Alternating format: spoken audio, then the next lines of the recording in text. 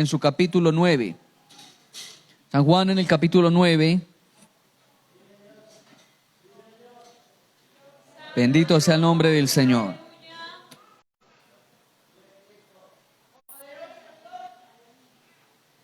Alabanzas a Cristo Jesús. Capítulo 9 del Evangelio según San Juan. Vamos a leer desde el versículo 1. Todo el capítulo 9 se ocupa de ese milagro, pero vamos a leer desde el versículo 1 para poder entender más el capítulo. Por favor, me confirman, hermanos, con un gloria a Dios, los que ya tienen ubicado. Gloria al Señor. Capítulo 9 del Evangelio según San Juan. Jesús sana a un ciego de nacimiento. Leamos la palabra del Señor. Al pasar Jesús vio a un hombre ciego de nacimiento. Le preguntaron sus discípulos diciendo: Rabí, ¿quién pecó, este o sus padres, para que haya nacido ciego? Respondió Jesús: no es que pecó este ni sus padres, sino para que las obras de Dios se manifiesten en él. Me es necesario hacer las obras del que me envió. Entre tanto que el día dura, la noche viene, cuando nadie puede trabajar. Entre tanto que estoy en el mundo, luz soy del mundo. Dicho esto, escupió en tierra e hizo lodo con la saliva. Untó con el lodo los ojos del ciego. Y le dijo: ve a lavarte en el estanque de Siloé, que traducido es enviado. Fue entonces y se lavó y regresó viendo. Entonces los vecinos y los que antes le habían visto que era ciego decían: ¿no es este el que se sentaba y mendigaba? Unos decían: él es, y otro: a él se parece. Y él decía: yo soy. Y le dijeron: ¿cómo te fueron abiertos los ojos? Respondió él y dijo: aquel hombre que se llama Jesús hizo lodo, me untó los ojos y me dijo: ve al Siloé y lávate. Y fui y me lavé y recibí la vista. Entonces le dijeron: ¿dónde está él? Y él dijo: no lo sé. Amén. Tu santo, vamos a hablar de este hombre que nació ciego y que ya tenía un largo tiempo de estar así. Pues la Escritura dice que cuando le estaban preguntando al papá del muchacho que quién lo había sanado, el papá del muchacho dijo: pregúntele a él por qué edad tiene. Es decir, él es mayor de edad, él sabe responder. ¿Por qué me preguntan a mí? Vamos a mirar en este capítulo, porque todo el capítulo se ocupa de la sanidad de este hombre. Es de los pocos milagros que ocupan todo un capítulo. Tiene mucho que ver, hermanos, lo que ocurre aquí se refleja con la vida que nosotros tenemos y con el proceso de la salvación de nuestras almas. Porque así como este ciego que milagrosamente recibió la vista y ahora está testificando, todos los que hemos conocido al Señor recibimos también la vista.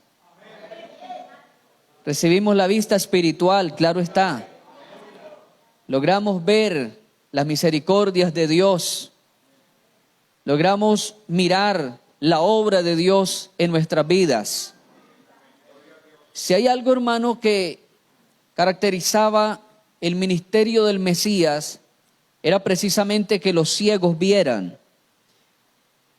Cuando uno mira los evangelios, uno va a ver muchos milagros de ceguera. De hecho, los milagros de ceguera fueron los más realizados por Jesús.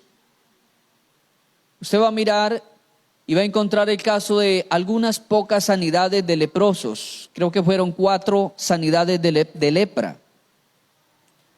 Resucitó solamente a 3 personas. Al niño de la viuda de la ciudad de Naín, a la niña de Jairo y a Lázaro. Fueron 3 resurrecciones. Vamos a encontrar que sanó apenas a 2 paralíticos. Pero cuando uno mira los milagros del Señor y uno toma la lista de los milagros del Señor, vamos a encontrar que Él sanó a 8 ciegos. Fueron 8 los milagros que Cristo hizo sanando personas, 8 sanidades precisamente de la vista. Esto no es coincidencia, porque el profeta Isaías, algunos 750 años antes de Cristo, él ya lo había dicho, que tendríamos a un príncipe admirable, que su legado sería la paz, pero que abriría los ojos a los ciegos, que haría que los ciegos vieran. El profeta Malaquías también había dicho que en los postreros tiempos se levantaría un profeta que haría que los hombres miraran la claridad de la luz. Por eso cuando Juan estaba en la cárcel, Juan el Bautista, dice la Escritura que Juan envió a Jesús, envió los discípulos, Juan el Bautista, porque Juan el Bautista tenía más discípulos que Cristo inicialmente, y Juan envió los discípulos hasta Jesús y le preguntaron, de parte de Juan el Bautista, le preguntaron a Jesús: ¿eres tú el Mesías que ha de venir? ¿O vamos a seguir esperando a otro? ¿Eres el Mesías o eres otro profeta que se levantó en nuestra tierra? Y la Escritura dice que Jesucristo le dijo: dígale a Juan que los paralíticos caminan, que los sordos oyen y que los ciegos ven. Y se les es anunciado el Evangelio. Oiga, hermanos, cuando Jesús le dice eso a los discípulos de Juan, ellos se van corriendo a la cárcel donde estaba Juan y le dan la razón. Y Juan queda tranquilo porque Juan conocía las profecías de los hombres que habían siglos antes hablado acerca del Mesías. Juan dijo: para esto había nacido yo. Juan dijo: para eso había nacido, para profetizar y para hablar de él. En pocas palabras, Juan dijo: ahora me puedo ir en paz. Y a los pocos días Juan fue muerto. Pero la profecía que Juan necesitó escuchar para quedar tranquilo era que los ciegos veían. Que los ciegos veían. Por eso dentro de los milagros que Jesús hizo, los que más abundaron fue precisamente que los ciegos recobraban la vista. A su nombre, gloria a Cristo Jesús. Algo curioso, hermano, de esta sanidad, algo muy curioso, era que él no lo estaba pidiendo. Este ciego, a diferencia de los otros, no lo estaba pidiendo. Todos los otros casos, dice la Escritura que los otros casos se acercaban y gritaban: Señor Jesús, Maestro, Hijo de David, ten misericordia de mí. Los otros gritaban.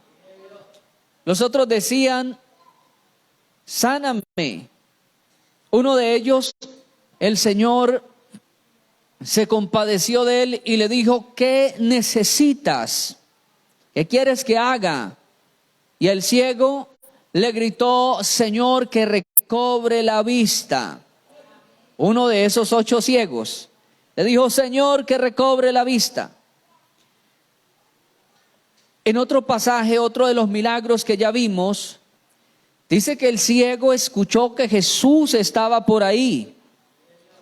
Escuchó que el Señor estaba, porque cuando Cristo llegaba, las ciudades se conmocionaban, porque las multitudes iban detrás de él. Y entonces la Escritura dice que en esa ocasión ese ciego escuchó que Jesús estaba por ahí y entonces quiso hacerse en la entrada de la ciudad. Pero lo curioso de este ciego es que él no estaba buscando esa sanidad. Tampoco había escuchado que el maestro iba a pasar por ahí. Él no lo había escuchado. Tampoco estaba gritando. Estaba en una posición quieta. Por eso el versículo 1 dice que al pasar Jesús vio a un hombre ciego de nacimiento. Fue el Señor el que lo vio a él, el que lo ubicó. Porque el ciego estaba en tinieblas total. No sabía nada, no sabía qué es lo que estaba pasando. Pero el Señor lo ubicó allá. Hermano, parece la historia de nosotros que estábamos totalmente distraídos en el mundo. Estábamos distraídos, ocupados. Estábamos envueltos en los quehaceres de la vida. Pero así como el Señor ubicó a este hombre, nos ubicó a nosotros. Nos encontró. Algunos los encontró en la ciudad. A otros nos encontró el Señor en el campo. Algunos los encontró en las drogas, en la miseria. A otros los encontró en una clínica. A otros los encontró en una cárcel. A cada uno de nosotros el Señor nos ubicó en los diferentes lugares donde nos encontrábamos. No lo estábamos buscando. Porque San Juan, este mismo escritor, escribió algunos 30 años después sus cartas. Y en su primer carta, San Juan dice: en esto conocemos el amor de Dios, no en que nosotros le hayamos amado a Él, sino que Él nos amó primero a nosotros. Totalmente descuidados de la vida eterna nos encontró el Señor. No lo estábamos buscando para que usted diga: es que yo encontré, cuando yo encontré al Señor. No, ¿quién dijo que usted encontró al Señor? Fue el Señor el que lo encontró a usted. Algunos dicen: cuando yo quise buscar de Dios, pero Dios fue el que lo buscó a usted, hermano. Yo no estaba buscando a Dios. Estaba ignorante de Dios, de su palabra, ignorante de la oración, ignorante de que congregarme en la casa de Él fuera tan delicioso. Yo estaba ignorante de las delicias de la hermandad en Cristo. Ignoraba la palabra, ignoraba que este santo libro tuviese tantas riquezas espirituales para mí. Yo estaba totalmente desubicado. Pero Él me ubicó, Él me encontró, hermano. ¿Cuántos alabamos al Señor?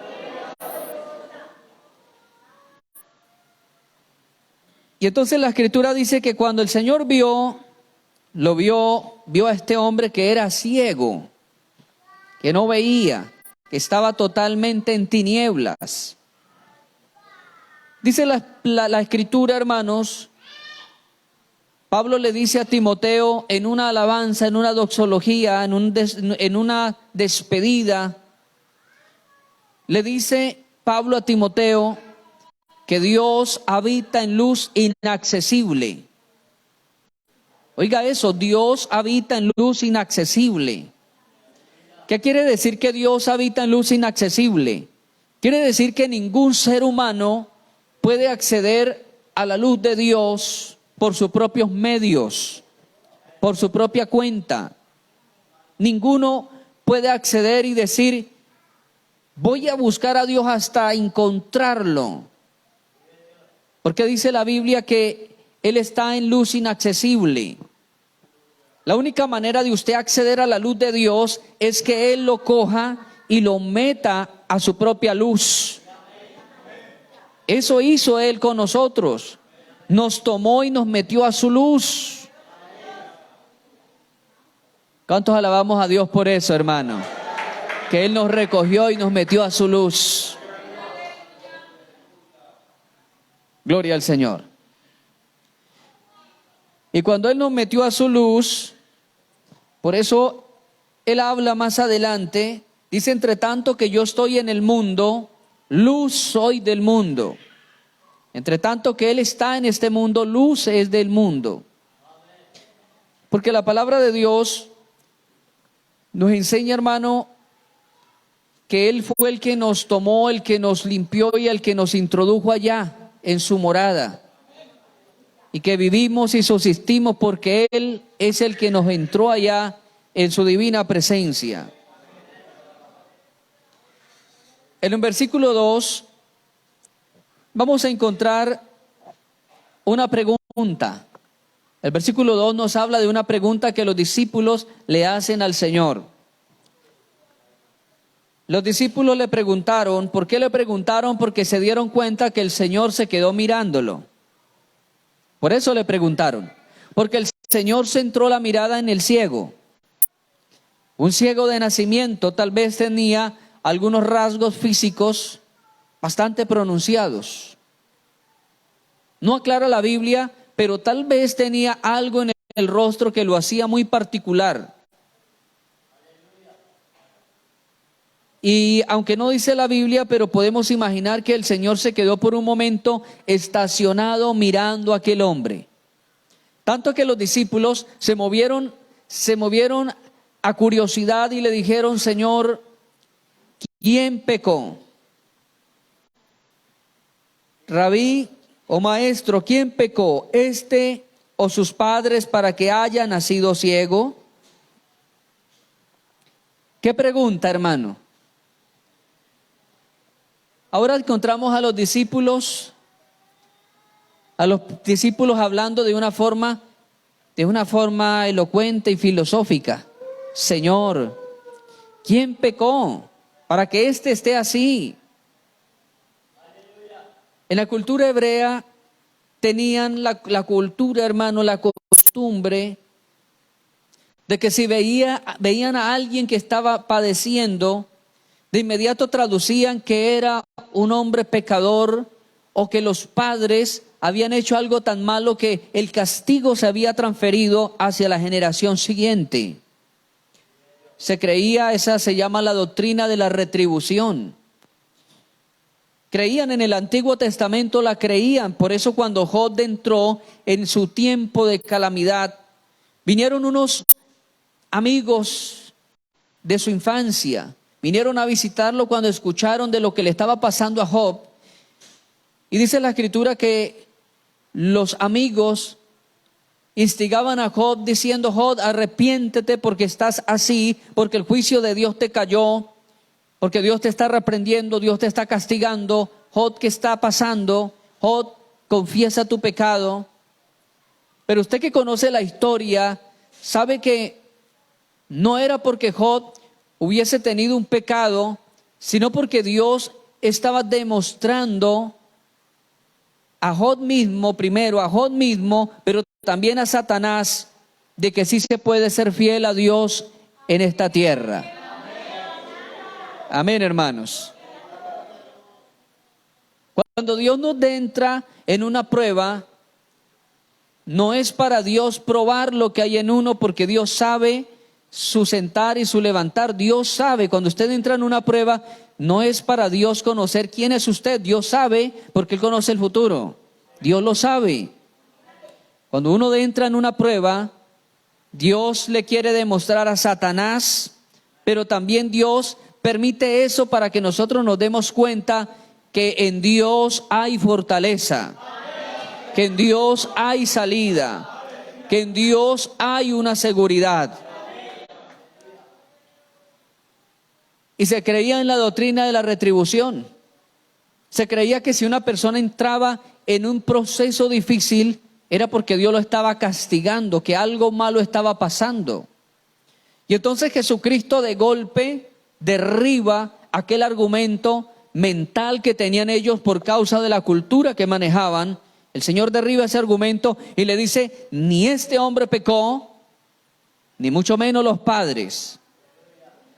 Y claramente Dios dice: sino para que las obras de Dios se manifiesten en él. ¿Sabe usted que la prueba que está pasando es para Dios manifestarse? ¿Sabe usted que esos procesos que le han venido pasando estos días, todo está dentro del propósito de Dios para Él manifestarse más a usted? Pablo lo dice en el capítulo 8, versículo 28, los que aman a Dios, todas las cosas le ayudan para bien.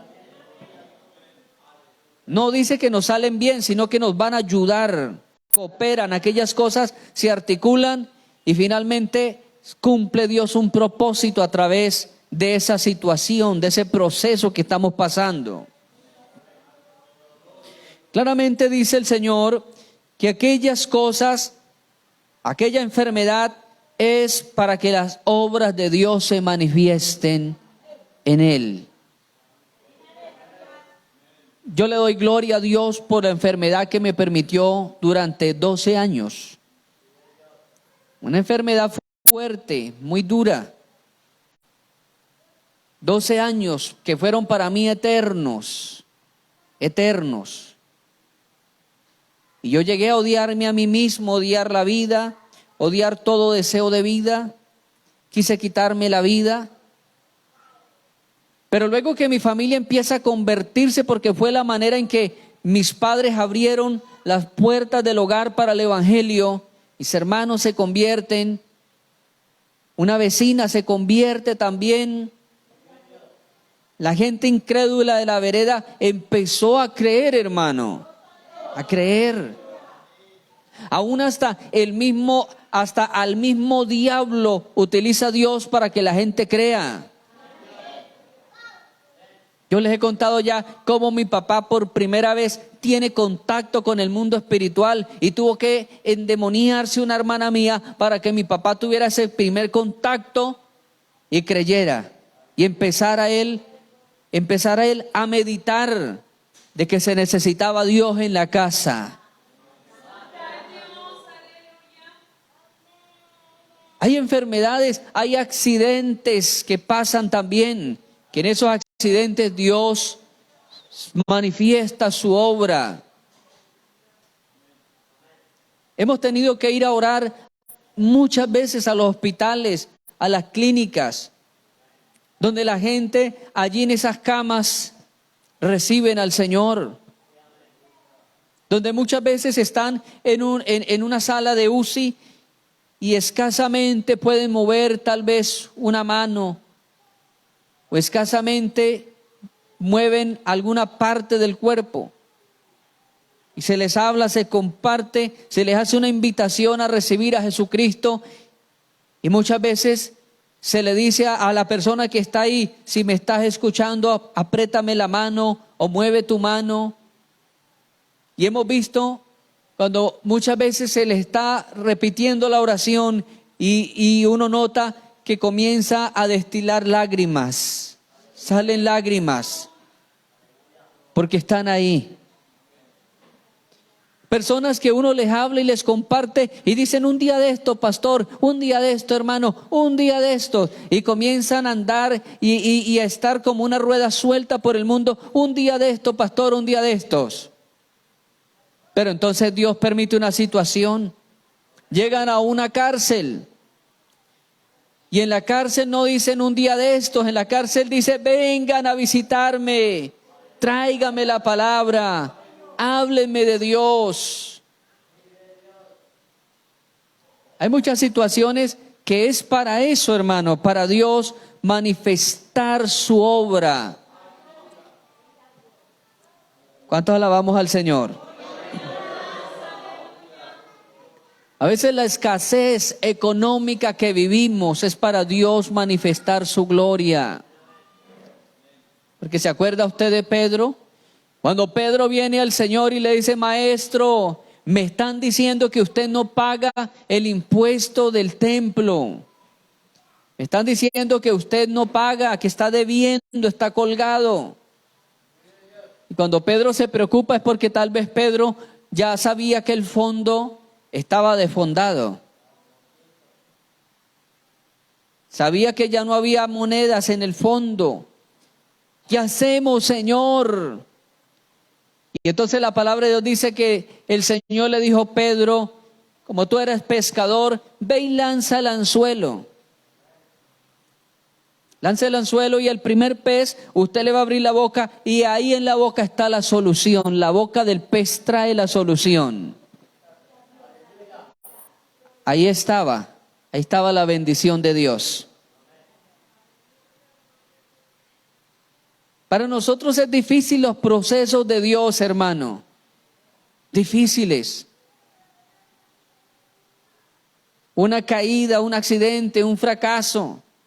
A veces una disciplina. A veces las disciplinas vienen sobre los cristianos, pero esa disciplina va a traer un fruto apacible de justicia. Es ahí donde nosotros no podemos dejar que los procesos nos aparten de Dios. Ahí donde tenemos que aferrarnos, y en cada proceso donde Dios nos mete, tenemos que allí decirle: Señor, no como los discípulos, porque los discípulos le preguntaron: ¿por qué está así? ¿Por el papá o por él? Cuando Dios nos meta en el proceso, no le digamos: Señor, ¿por qué? Sino: Señor, ¿para qué? ¿Para qué este proceso? ¿Para qué esta situación? ¿Para qué esta enfermedad? Señor, ¿qué me vas a enseñar? ¿Cuál es la escuela en la que me metiste hoy? Las situaciones tienen un propósito. El propósito de Dios en este hombre de durar toda la vida ciego era manifestar su gloria. Había sufrido mucho ese hombre. Había sufrido. Porque es que la Biblia dice que este sí era ciego de nacimiento. Uno de los ciegos le dijo: Señor, que recobre la vista. Había tenido la vista antes. O sea que él tenía el recuerdo de lo que era el mundo. Tenía el recuerdo de lo que eran las cosas. Este ciego tenía el recuerdo tal vez de lo que tocaba, del tacto. Tenía el recuerdo de lo que olfateaba, de lo que olía. Tenía el recuerdo de lo que oía, de lo que comía. Pero más no tenía el recuerdo de lo que él había visto. Nunca había visto el sol. ¿Cómo se imaginaría él el sol? Tal vez la gente le decía: el sol es amarillo, brillante, radiante. Lo cubren las nubes blancas y el cielo es azul. Pero ¿cómo hacía ese hombre para saber que era azul? ¿Cómo hacía para saber que era una nube y que era el color blanco? No tenía un recuerdo de ningún color, de ninguna figura. Era ciego de nacimiento. Jesús le respondió: no es que pecó este ni pecaron sus padres, sino que para que las obras de Dios se manifiesten en él. Me es necesario hacer las obras del que me envió. Entre tanto que el día dura, la noche viene, cuando nadie puede trabajar. Y entre tanto que estoy en el mundo, luz del mundo soy. Amén. Jesús dijo: yo soy la luz del mundo. Y cuando él dijo: soy la luz del mundo, Jesús lo dijo en la connotación de la fiesta de los tabernáculos. La fiesta de los tabernáculos es una de las 3 fiestas más importantes de los israelitas. Es la conmemoración de lo que pasó en el desierto cuando estaban peregrinando. Es la conmemoración de aquella antorcha, de aquel remolino, de esa columna de fuego que los guiaba todas las noches, que estaba acercándolos. Es la conmemoración. Hasta el día de hoy celebran la fiesta de los tabernáculos todos los israelitas. Y durante 7 días colocan antorchas prendidas afuera de todas las casas israelitas. Porque están conmemorando lo que pasó 40 años en el desierto. Todos ponen una antorcha, pero el séptimo día de la conmemoración, colocan una antorcha más grande que todas en la plaza pública de Jerusalén. Una antorcha muy enorme que es vista desde varios kilómetros. Y a esa antorcha le llamaban los judíos la luz del mundo, conmemorando la enorme columna que también era vista desde kilómetros atrás. Y cuando Jesús le dijo a ellos en la última noche, Jesús se paró en la última noche de la fiesta de los tabernáculos y Jesús dijo: yo soy la luz del mundo. Hablando en la connotación de la cultura que ellos tenían. Claro que eso irritó tremendamente a los judíos. Los irritó de manera que crujían los dientes. Porque Jesús lo que estaba diciendo: yo soy esa antorcha, yo soy la columna que les alumbraba en los 40 años en el desierto. Yo soy mayor que la antorcha que está allá en la plaza pública. A la antorcha le llamaban la luz del mundo. Cuando los judíos sientan a sus niños en las piernas para hablar de los milagros que Dios hizo en el desierto, los judíos le dicen a los niños: nos seguía la luz del mundo, hablando de la columna. Ellos le cuentan la historia y a esa columna ellos le llaman la luz del mundo. La luz del mundo, la luz de Dios iba con nosotros y cercaba el campamento de noche. Y ahora viene Jesús y les dice: yo soy la luz del mundo, queriendo decir: yo soy la columna de hace tantos miles de años atrás. Yo soy esa columna. Y dice la Escritura que crujían sus dientes de la ira. Yo he visto gente irada, pero no le he escuchado los dientes crujir a ninguno. Pero el escritor dice que él oía que le crujían los dientes. ¿Cuán grande sería la ira de esas personas que hacían rechinar los dientes, que lo escuchaba el escritor? Como los perros cuando están bravos, que se muestran los dientes el uno al otro. Y amenazan con los dientes, y entre más pela los dientes, el perro piensa que más está mostrando su furia. Y era tanta la ira que rechinaban los dientes porque Jesús se había tomado el lugar que realmente tenía, el lugar de la columna, porque era Cristo el que estaba rodeándoles allí, hermano, en el desierto. No les estaba diciendo una exageración, les estaba diciendo la verdad. Esa columna ahora se había hecho carne, ahora se había humanado, se había hecho hombre, y esa columna seguía rodeándolos, porque dice la Escritura que Cristo estuvo en sus 3 años de ministerio en las 6 provincias de Israel. Seguía esa columna rodeándolos, pero ellos no entendieron. ¿Por qué no entendieron? Porque estaban ciegos. ¿Por qué no vieron la luz? Porque había una ceguera espiritual allí. ¿Sabe, mi amado amigo? Satanás está interesado en que usted siga ciego, que usted no vea las obras que Dios ha hecho por usted, que usted no vea cuánto Dios le ha guardado a usted. Si usted viera cuántas obras Dios ha hecho para guardarle desde antes de nacer. Pero esto lo mira uno cuando uno se arrepiente. Cuando uno se arrepiente es que uno se da cuenta y viene a darle gloria a Dios de cuántas cosas Dios lo guardó a uno. Ahí es donde uno empieza a darle gracias a Dios. Pablo en la segunda carta a los Corintios habla de un velo.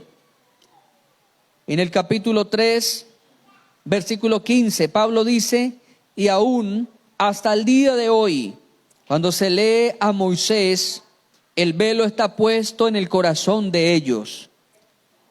Oiga esto: pero cuando se conviertan al Señor, el velo se les quitará. El velo de la incredulidad solo se quita el día que usted entregue el corazón a Jesucristo. Ese día. Algunos esperan sentir, no sé, un súper terremoto espiritual para arrepentirse. Muchos me han dicho: pastor, tranquilo que cuando yo sienta el llamado de Dios. Pero el solo hecho de que usted hoy haya venido a la iglesia, ese es el llamado de Dios. El hecho que usted haya sentido salir de la escuela, del colegio, del trabajo y diga, hoy me voy para la iglesia. No crea que eso nació de su mente. No crea que eso nació de su espíritu humano. Eso que usted haya dicho, hoy voy a acompañar a mi papá, a mi hermano, o voy a acompañar a mi mamá al culto, eso es el llamado de Dios. Jesús dijo, nadie puede llamar a Jesús Señor si el Espíritu de Dios no se lo ha revelado antes. Si usted está aquí en la iglesia, no fue su impulso humano, es el llamado de Dios que le trajo. Pastor, es que yo espero que Dios me llame. Hombre, mujer que estás aquí, amigo, joven, si estás aquí es porque Dios te está llamando. Es porque ese velo de incredulidad y ese velo de ceguera espiritual, Él lo quiere romper de tu corazón. Él quiere libertar tu vida. Él quiere abrir tus ojos espirituales. Tal vez usted se haya preguntado y diga, pero ¿por qué hacen tanta bulla los evangélicos? ¿Por qué los evangélicos cantan tanto? Yo no entendía tampoco. Yo le decía a mis dos hermanos mayores que fueron los primeros que entraron al evangelio. Y yo le decía, y si Dios está en todo lugar, ¿ustedes para qué se van 3 horas a pie? Si Dios está aquí, ¿para qué se van por allá a la iglesia? A 2 horas, 3 horas a pie. Y entonces mi hermano pues todavía estaba muy nuevo y él me decía, es que nosotros vamos a buscar a Dios, y yo no entendía eso. ¿Cómo que buscar a Dios? Y ustedes me dicen que Dios está aquí en toda parte, ¿para qué ir a buscarlo si Él está aquí? Yo le hacía esas preguntas, yo no entendía. Cuando mi hermano me dice una vez, corta un racimo grande, porque él había cultivado, tenía un cultivo de plátano, y saca un racimo hermoso, el más grande, y teníamos que salir desde la finca de mi papá, teníamos que caminar algunos 300 metros para llegar donde llegaba el carro de la vereda. Y entonces mi hermano dice, Fernando, me ayuda, me hace el favor, me lleva este racimo abajo al carro, y mientras tanto yo llevo otro bulto. Y yo le dije, ¿usted va a vender plátanos? Yo nunca lo he visto vendiendo plátanos. ¿Usted va a vender plátanos? Dijo, no, es que es la primicia. Él estaba feliz porque era el mejor racimo. Dice, no, es que voy a llevar la primicia a la iglesia. Y él tenía 4 niños, y le digo yo, pero ¿cómo se le ocurre a usted con ese poco de chinos? ¿Y por qué no se lo pica y se lo da más bien a los chinos? Así le dije yo. ¿Cómo se le ocurre que va a llevar eso a la iglesia y usted con ese poco de niños? Y él me dice, Dios me va a bendecir. Pero ¿cómo usted va a entregar esos a personas que no han venido nunca a limpiar una mata de plátano? Y él me dice, ay, usted no entiende ahora, pero el Señor lo va a rescatar y va a entender después. Y entonces se me escapa una palabra grosera para él, y le dije, usted sí, bien tonto. Le dije así, bien tonto, ¿cómo se le ocurre? Digo, mire, dígame si me va a ayudar o no, porque ayúdeme o no, yo siempre lo voy a llevar. Bueno, a regañadientes tomé el racimo, se lo puse allá en el carro. Tal vez había pasado algunos 8 meses o 10 meses, cuando el Señor me atrapó a mí también. Me atrapó, hermano, como el águila cuando coge el pollo. Un golpe certero. Y yo estaba también cultivando también.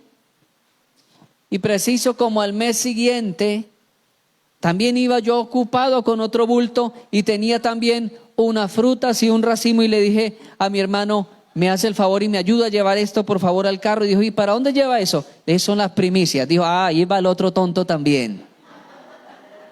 Me la devolvió. Hermanos, uno a veces no entiende, hermano, porque hay un velo. Pablo dice que tenemos un velo que no nos deja ver las obras maravillosas de Dios. ¿Cuántos adoran a Dios porque Él quitó ese velo? A su nombre.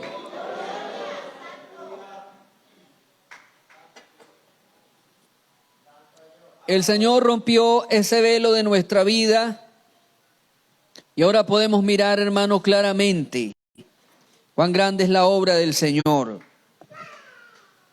El versículo 6 dice que cuando Jesús habló que Él era la luz del mundo, dicho esto, escupió en tierra e hizo lodo con la saliva y untó con el lodo los ojos del ciego. Gloria a Cristo Jesús. Algunos estudiosos bíblicos, cuando hablan acerca de este hecho,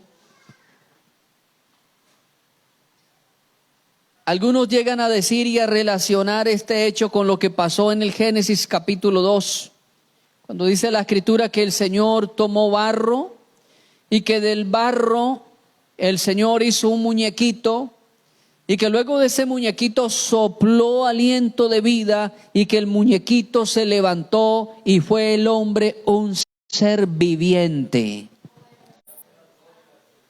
Está usando una materia prima bastante económica el Señor, el barro. Usó el barro. Esto los irritó a ellos porque era un sábado. Era un sábado.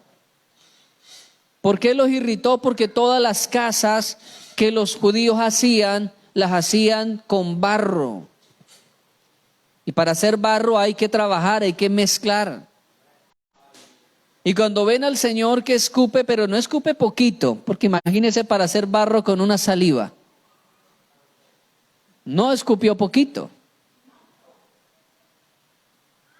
Tal vez lo hizo algunas 2 o 3 veces.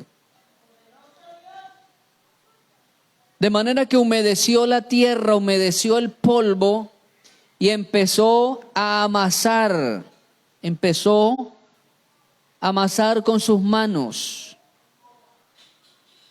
El griego original dice, y amasó tierra. Amasó tierra. O sea, no era poquito lo que él tomó. No fue con la punta del dedo que hizo el lodo allí. El griego original dice, escupió y amasó la tierra. O sea, pudo haber hecho un par de tortas, un par de torticas o un par de arepas. Y le puso unas gafas.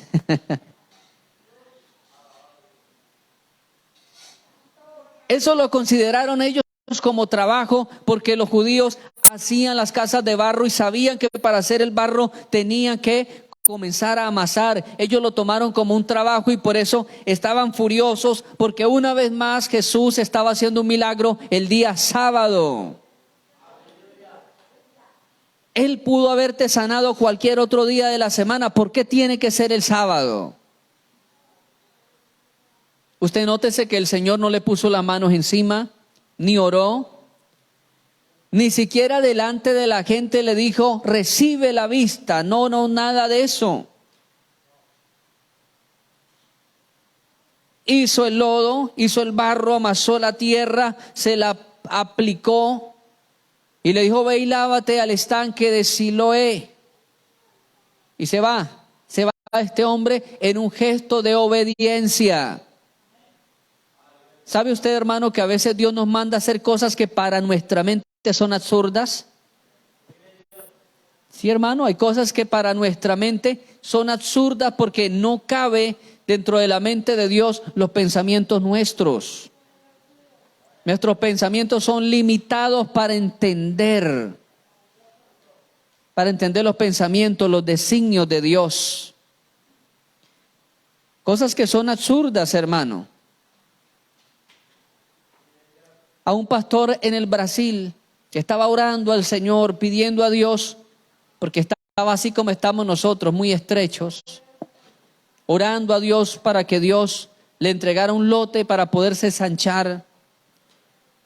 Había un fondo, pero ningún vecino le quería vender.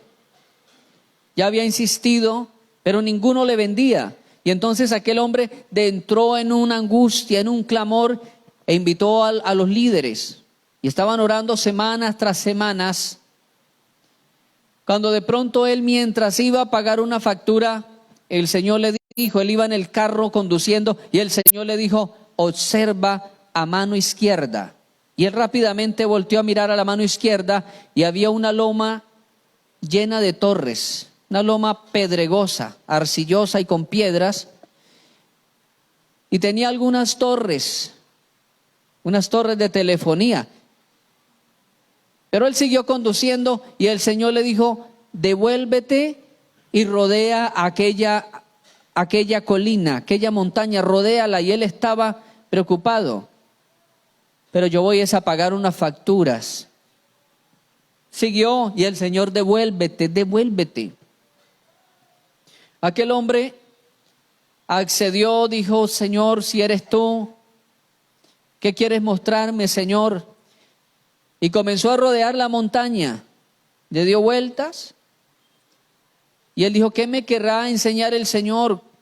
Cuando de pronto sintió mirar a uno de los costados de la montaña y tenía una valla grande que decía, se vende, se vende. Y entonces él dijo, pero Señor, no es posible que tú quieras que yo compre eso. Y él se fue, pero todo el camino era ese letrero, se vende, se vende, se vende. Esa tarde él fue al templo a orar y el Señor le dijo, compra la colina que viste, compra esa colina. Y él se paró, tomó el carro y se fue otra vez, pero decía, no, imposible, ahí no se puede construir nada. Pero otra vez la voz del Señor, compra esa colina. De pronto él tomó el teléfono y marcó al número que aparecía en la valla. Le contestó una persona, dijo, sí señor, estamos vendiendo esa propiedad. Estamos vendiendo eso. Y él entonces dijo, bueno, ¿y cuánto piden? El dinero que había en el fondo alcanzaba para comprar ese terreno. Compró el terreno, aquel pastor estaba tan emocionado porque él había escuchado la voz de Dios.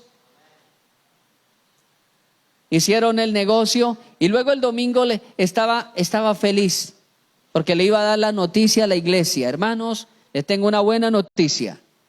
Dios nos aparejó el terreno para construir y todos, amén, gloria a Dios, todos felices. Y preguntan, ¿a dónde, pastor? ¿Y dónde queda? Dicen, hermanos, ¿ustedes saben dónde es la avenida tal, por tal lugar? Amén.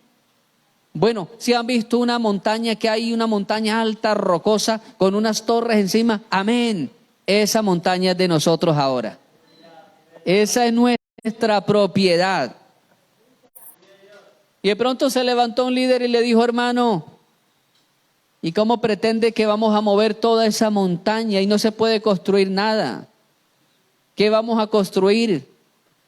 Encima una capilla, ¿qué vamos a hacer nosotros? ¿Un monasterio en esa montaña? Él dijo, hermanos, la verdad yo también lo veo así, pero Dios me dijo que la comprara. Y entonces los líderes después del culto lo reunieron, pastor, la verdad estamos decepcionados con su compra. No es lo que esperábamos, no es de nuestro agrado. Pastor, y usted dijo que Dios le habló a usted, esperamos que Dios nos hable a nosotros también. Pastor, le damos 15 días para que usted solucione eso. O Dios nos habla a nosotros o usted nos devuelve el dinero del fondo. Hermano, y ese hombre estaba en un problema tremendo. Comenzó a entrar en una angustia y todos los días, Señor, haga un milagro, glorifíquese. Toda la semana estuvo en ayuno y llegó el domingo y él dijo, tal vez los ánimos ya hayan bajado un poco, tal vez Dios les haya hablado o alguno de ellos Dios le haya revelado que continuemos en el proyecto. Pero el pastor llegó y predicó y cuando salió estaban esperándolo los diáconos otra vez afuera. Pastor, le queda 8 días para que usted nos aclare ese asunto. Todos estaban esperando que algo pasara. El hombre siguió en esa angustia, ya era el día viernes y aquel hombre se fue al templo y dijo: Señor, yo hoy voy a despedirme de esta iglesia, Señor. Me quedan solo 3 días y nada pasa. Ellos no han recibido ninguna revelación, ni yo sé qué hacer con esa montaña. Pero aquel hombre estaba orando cuando en las horas del mediodía parquearon una camioneta, llamaron, salió el pastor y eran unos señores, como dijo un pastor, unos señores de casco blanco. Una firma de ingenieros buscando al pastor. Pastor, necesitamos hablar con usted. Marcamos a un número de teléfono que hay en una valla, en una colina. Pero ese señor nos dijo que él era el antiguo dueño que había vendido ya esa colina. Él nos dio su número, pastor, y queremos que usted se siente un momento y nos escuche. Claro, el pastor estaba en esa expectativa, los mandó a seguir, los atendió. Y entonces uno de ellos le dijo: mire, pastor, nosotros estamos construyendo una represa y necesitamos una cantidad enorme de arcilla y de piedra. Dijo: nosotros nos tomamos el atrevimiento, cubicamos toda esa montaña y nos da la cubicación exactamente el material que necesitamos nosotros. Pastor, nosotros venimos a que usted nos venda toda esa montaña. Nosotros nos encargamos de esas torres, nosotros negociamos eso, esas torres las reubicamos, pero véndanos toda esa tierra porque es lo más cercano a donde vamos a construir la represa. Pastor, ¿usted haría negocio con nosotros? Y entonces el pastor se queda sin palabras y les dice: bueno, ¿y cuánto darían ustedes por esa tierrita? Él estaba feliz, él estaba disimulando la alegría, hermano. ¿Cuánto dan por esa tierrita? Y el arquitecto le dijo: mire, señor, no le daríamos dinero, le pagaríamos en especie. Entendemos que usted compró eso porque quiere construir algo. Entonces, pastor, nosotros, ¿cuál sería nuestra remuneración? Se lo pagaríamos construyendo el proyecto que usted tiene en mente. Si ya tiene establecido eso en planos, muéstrenos los planos. ¿Qué quiere hacer usted ahí? Y entonces el pastor dijo: bueno, no tenemos planos todavía, pero quiero un templo para 2,000 personas. Queremos que tenga cafetería, que tenga salón para niños, para damas, un dormitorio para jóvenes. Queremos que tenga parqueadero para al menos 60 carros. Queremos que tenga enfermería. Y le dijo el arquitecto: claro que es posible. Hermano, y ese domingo cuando se paró aquel hombre, ya había firmado contrato que toda la tierra se le iban a llevar. Tenían 6 meses para llevarse toda la colina. Y en un año tendrían ya el nuevo templo con todas las especificaciones. Hermano, aquella iglesia estaba feliz y aquel hombre estaba feliz porque le obedeció a Dios. En algo que parecía, hermano, absurdo, le obedeció a Dios. A los otros ciegos el Señor los sanaba instantáneamente. Dios los sanaba instantáneamente, hermano, pero a este le dijo: vaya y lávese, váyase a un estanque. A veces Dios hace cosas muy raras, hermano. Cosas extrañas. Cosas que no entendemos. Como usted ir de camino y de pronto quedarse varado en una carretera. Quedarse varado. Usted decir: tengo gasolina, tiene aceite el carro o la moto. ¿Qué le pasará? Pero a veces nuestra mente es tan limitada que comenzamos a maldecir el vehículo. Sí. Comenzamos a maldecirlo: tiesto viejo este. Este tiesto ya comenzó a molestarme. Algunos le dicen a la moto la caracha esa que tengo. Un pastor cansado de caminar, le oró a Dios y le dijo: Señor, deme cuando sea un tiesto viejo, Señor, para yo hacer la obra. Y un día llegó un hermano con las manos llenas de grasa y la camisa, todo engrasado. Pastor, Dios lo bendiga, lo saludo con el codo y regáleme agua y jabón para quitarme esta grasa. ¿Qué le pasó, hermano? El tiesto viejo ese de moto me dejó por allá botado, pero yo también la dejé botada. No le meto más plata a eso. Estoy aburrido, pastor, de meterle plata a ese tiesto. Pero ¿cómo así, hermano? ¿De verdad la dejó? ¿Dónde la dejó? Por allá la dejé en la orilla, hermano, como 3 kilómetros, allá la dejé por allá. Para el que la quiera recoger. Y él dijo: hermano, ¿cómo así? Y después no le va a hacer falta, pues Dios me dará otra cosa, pero ya no le meto más plata, ya. Y entonces el pastor le dijo: hermano, en vez de dejarla por allá, regálemela. Dijo: coja ese tiesto viejo, hermano. Y él le oraba a Dios y le decía: en cuando sea, Señor, deme un tiesto viejo.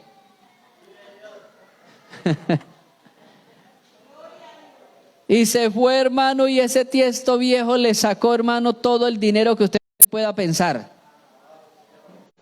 Hasta que el pastor también un día también la dejó botada, dijo: tampoco le meto más plata a este tiesto viejo. Y él testifica que cuando dijo así, con las manos engrasadas como el otro hermano, no le meto más plata a este tiesto viejo, dice que escuchó la voz de Dios que dijo: ¿no fue lo que me pediste en la oración? Ahí estaba, hermano. Dios nos mete por procesos que nos parece absurdo, pero Él está ahí, hermano, obrando, enseñando, moviéndose detrás de las cortinas. Y tal vez usted esté peleando allí con ese propósito de Dios. Esté haciendo fuerza usted para salirse del proceso, pero mientras Dios tenga un propósito con usted, el proceso va a continuar. El proceso va a continuar. No pelee, hermano, con el proceso. Dígale: Señor, ayúdame en este proceso. Y Él te va a dar fuerzas. Él te va a guiar en ese proceso. ¿Cuántos alabamos el nombre de Cristo? Sencillamente sea obediente en medio del proceso. Ve y lávate en el estanque de Siloé. Y dice la Escritura que aquel hombre en obediencia fue. En obediencia fue aquel hombre. A tientas. O tal vez le diría a alguien: hágame el favor y me lleva hasta el estanque de Siloé porque quiero lavarme los ojos. ¿Cómo sería aquel hombre? Y la gente diría: ¿qué le pasó a ese? ¿Por qué tiene ahora la cara untada de barro, las arepas de barro? ¿Y ese qué le pasó ahora? ¿Tras de ciego ahora loco? ¿Qué le pasó? Pero dice la Escritura que él hizo lo que Cristo le dijo y ahora regresó viendo. Entonces los vecinos y los que antes lo habían visto que era ciego decían: ¿no es este el que se sentaba y mendigaba? Unos decían: él es, y otros: a él se parece. Pero como él era ciego, no sordo, dice que él los escuchaba y le decía: no, yo soy. No soy ninguno parecido. Soy el mismo. Gloria al nombre del Señor. Tal vez muchos dijeron de usted también cuando se convirtió: oiga, ese no era el que iba allá a jugar tejo. Ese no era el que iba a jugar gallo con nosotros.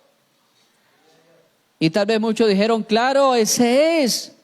Cambió el gallo por la Biblia. Ahora ya no lleva debajo del brazo el gallo. Ahora lleva la palabra de Dios. Cristo vive para siempre. Gloria al nombre del Señor. Ya no lleva ahí el tejo. Ahora lleva la Biblia, la palabra del Señor. La gente quedaba asombrada. Hay gente que llega y se convierte y apenas el cantinero dice: lástima, lo perdimos, perdí un buen cliente. El diablo llora cuando se convierte la gente para Cristo, hermano. A veces los cantineros dicen: lástima, perdimos un buen cliente. A ellos no les conviene que se predique el evangelio de Jesucristo en los pueblos. En Aguachica, Cesar, Dios me dio un mensaje acerca del alcoholismo. Y como ya les gusta ponerle, hermano, el volumen al rojo vivo, estaba predicando acerca del alcoholismo y de todos los vejámenes que el alcohol viene sembrando en las familias colombianas. Y de pronto estaba hablando porque en la cultura costeña puede faltar un tanque para el agua, puede faltar loza en la cocina, puede faltar sillas en la sala, puede faltar lo que sea, pero menos un equipo así de grande. Un equipo enorme, y casi en todas las casas lo tienen. Puede faltar de todo menos el sonido. Y entonces estaba hablando que la gente prefería el alcohol, el vicio, antes que comer o antes que suplir la necesidad a los niños. Y estaba hablando de muchas cosas que habían pasado a través del alcoholismo. Cuando empezamos a escuchar fue piedras en el techo. Estábamos en un techo pequeño.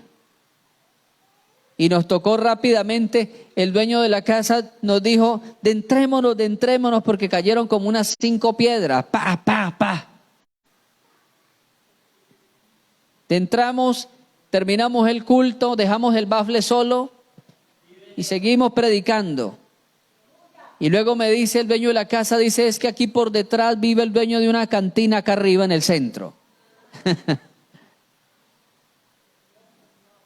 Pero eso no pasa en nuestro tiempo, porque Pablo llegó a la ciudad de Éfeso predicando el evangelio, y dice la escritura que un hombre que hacía escapularios y camándulas, imágenes de la diosa Diana, reunió a los demás que hacían lo mismo, a los trabajadores y a todos los que vendían imágenes, porque era una ciudad de peregrinaje religioso.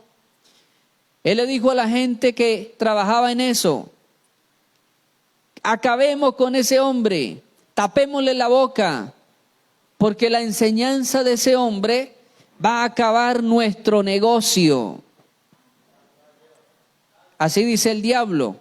No llega un predicador a un pueblo, vamos a aburrirlo, vamos a sacarlo, vamos a levantárnosle porque nos va a dañar los negocios. ¿Cuántos alabamos a Cristo, hermano? Los cristianos del primer siglo tenían que decidir: Jesucristo o la tierra, la herencia, el pueblo. Por eso Pedro les escribió a los expatriados de la Capadocia. La primera y segunda carta de Pedro es a toda esa gente que le tocó perder tierras, ciudades, la patria. Expatriados, los sacaban de las ciudades, de los países. Ya usted no es de este país, no es de esta tierra. Y los sacaron, hermano. Y Pedro le escribe a toda esa gente que perdió las tierras por causa de Jesucristo. Por eso Jesús dijo que el que gana la vida la perderá, y el que pierde la vida la hallará, hablando de aquella persona que deja todo por causa de él. Haya bendición, haya salvación. Quizás de entre los que estamos aquí, quizás algunos tengan ese deseo de buscar de Dios, pero Satanás le está respirando en el cuello como le respiraba aquí a este hombre.